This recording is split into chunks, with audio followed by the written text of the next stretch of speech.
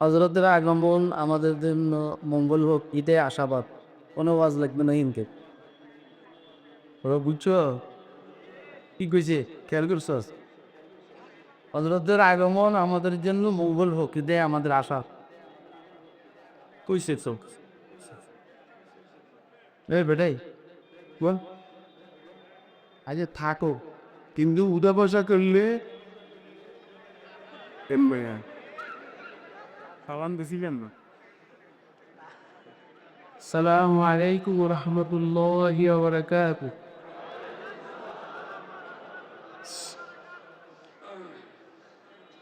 ভালোই লাগতেছে আমরা করে দেখে।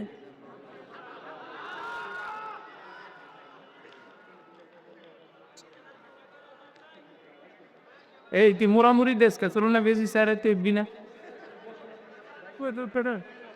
খবরদান এরে বরে সব নামাই দিব আমি আলহামদুলিল্লাহ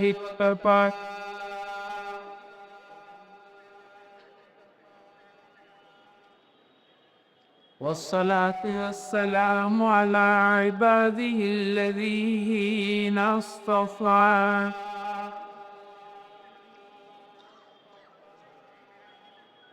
خصوصا على خاتم الأنبياء وسيدي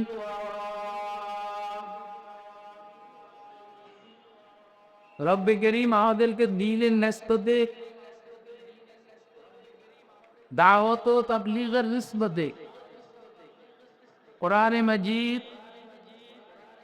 এবং সুন্নাহ শরীফের নিসবতে উম্মতের উলামায়ে কেরামের জবানে কিছু ওয়াজ নসিহত শুনবো এবং বুঝবো এবং ইনশাআল্লাহ মানবো। এজন্য রব্বে করিম আমাদেরকে এখানে আসার বসার তৌফিক দান করেছেন। তো আমরা বলিষ্ঠ কণ্ঠে একবার আল্লাহ পাকের শুকর আদায় করি আলহামদুলিল্লাহ।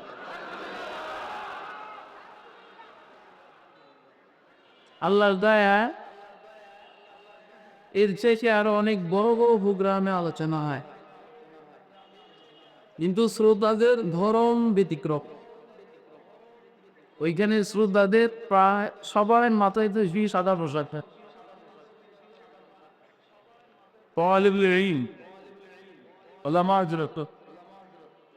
এখানে ব্যতিক্রম হইও প্রায় সবাই মনে হয় যেন শ্রমিক। কথা কয় না যেন প্রায় সবাই মনে হয় যেন শ্রমিক।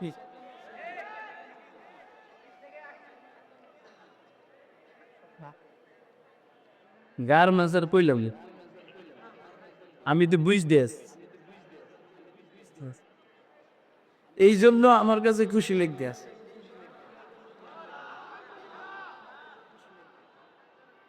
কৃষক শ্রমিক জনতালি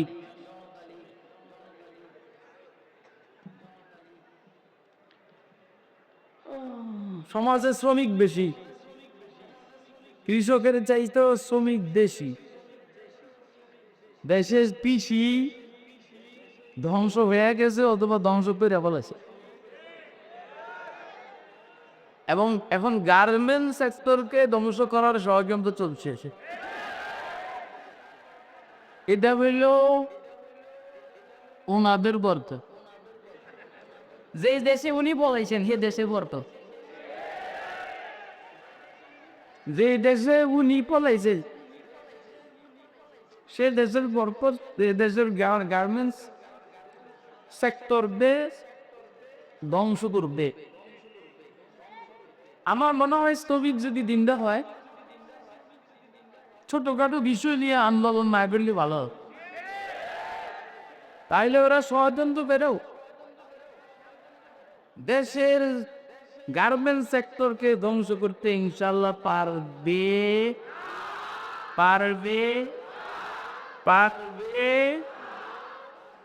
স্যার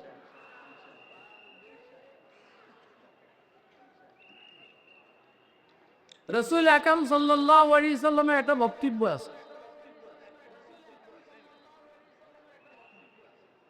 এই ছোট বাচ্চাদেরকে তুমি জানতাও কেমন করো, বললে আমারে করবো আমি বুঝুম। মারে আমারে তোমার সমস্যা এ দিয়ে আবার মার আমারে দেহালে কি আর? মান আর মারিও না মারবে আর এটা আমার কাছে দে আর পরে নিয়ে এলো পরে নিয়ে এলে আসো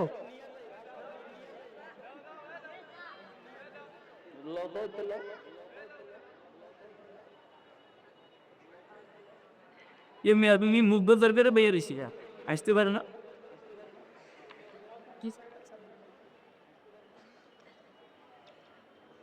আমার সামনে যদি কেউ মুখ বেতার ফেরে বসে থাকে আমি বুঝি যে এতে দিলে সমস্যা আছে কারণ আমার মতো হাসি নিয়ে মানুষের সামনে দিকে মুখ বেচার ফেরে রাখে বুঝতে হবে এতে দিলে সমস্যা আছে এই জন্য আমার সামনে কেউ মুখ বেচার করে বসে আমারও দেখতে না পারলে আমি চলে যাবে কিন্তু এর বসে বসে মুখ বেতার করে চাকরি বেটা লাঠির বাইরে লোকে একটু সব বাইয়ে এলাম এতে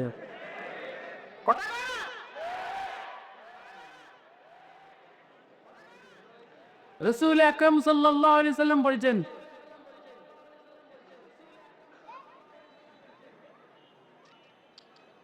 আরদুল হাক্কাল্লাযী আলাইকুম খুব মনোযোগ দিয়ে শুনবেন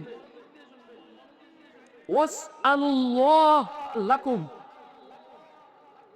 একদম ছোট হাদিস শরীফ লা তুমার আলাইকুম আব্দুল হাক্কাল্লাযী আলাইকুম ওয়াসআলুল্লাহ লাকুম প্রত্যেকটা মানুষের অধিকার আছে দায়িত্ব আছে কি আছে বলেন বলে প্রত্যেকটা মানুষের অধিকার আছে দায়িত্ব আছে যে যত বড় তার দায়িত্ব বেশি অধিকার কম যে যে যত ছোট তার অধিকার বেশি দায়িত্ব কম এই জন্য দেশের জনগণের অধিকার বেশি দায়িত্ব কম সরকারের অধিকার কম দায়িত্ব বেশি আরে কথা কয় না মালিকের দায়িত্ব বেশি অধিকার কম শ্রমিকের অধিকার বেশি দায়িত্ব কম কথা কয় খুব বুঝবেন কিন্তু অন্তত আমার সাথে এই 2 বছর আমার ছেলে বড় ছেলে সফর করতেছে এই 2 বছরের ভিতরেই এই স্টাইলের বয়ান আল্লাহ আমাকে দিয়ে পড়ান নাই আজকে প্রথম যার বুদ্ধি বেশি শক্তি বেশি মাল বেশি তার দায়িত্ব বেশি অধিকার কম বুদ্ধি বেশি শক্তি বেশি সম্পদ বেশি তার দায়িত্ব বেশি অধিকার কম যার বুদ্ধি কম শক্তি কম সম্পদ কম আর অধিকার বেশি দায়িত্ব কম ছোট বাচ্চাদের শক্তি নেই বুদ্ধি নেই সম্পদ নাই কোনো দায়িত্ব নাই শুধু অধিকার আর অধিকার সে দুলে বাইরে থেকেও নেয় আপার থেকেও নেয় বাইরে থেকেও নেয় আপার থেকেও নেয় আমার থেকেও নেয় কারণ তার সব অধিকার কোনো দায়িত্ব নেই মহিলাদের শক্তি কম বুদ্ধি কম এজন্য অধিকার বেশি দায়িত্ব কম কথা কয় না মহিলা স্বামীর বাড়িতেও ভাই মহিলা বাবার বাড়িতেও ভাই যেটা ভাই এটা তার জমা থাকে খরচ হয় না খরচ হয় পুরুষেরটা কথা কয় না কিন্তু বেতল মহিলা কয় যে আমরা আমাদের অধিকার সমান চাই আরে বাবা তোর অধিকার কেউ সমান না তোর অধিকার তোর বেশি আমার কাছে আমার বউয়ের যে অধিকার আমার কি তার কাছে অধিকার আছে ছাইরা না বসে আমার বউ দেয় আমার দয়ের থেকে ঘুমিয়ে দেখতে দেখতে 5-10 হাজার টাকা নিয়ে খরচ করে বলে আজকে সকালে আমার দয়ের ফিরে 4,000 টাকা নিয়ে আজকে আমার বই আমি ছিলাম নামাজে এখন সোহেল সরকারের জবাব দিছে গোপন প্রশ্ন দিছে কয় যে গাড়িতে তেল ঢুকে